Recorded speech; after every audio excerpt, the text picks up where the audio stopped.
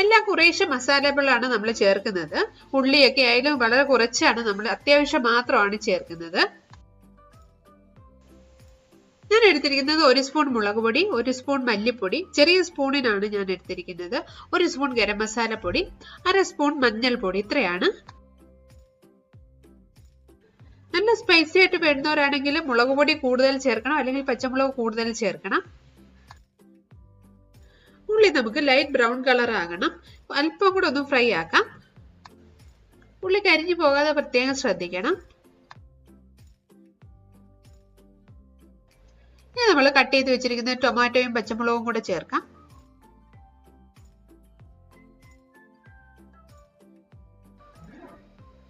നന്നായിട്ടൊന്ന് മിക്സ് ആക്കിയ ശേഷം നമ്മൾ എടുത്തു വെച്ചിരിക്കുന്ന ജിഞ്ചർ ഗാർലിക് പേസ്റ്റ് ചേർക്കാം.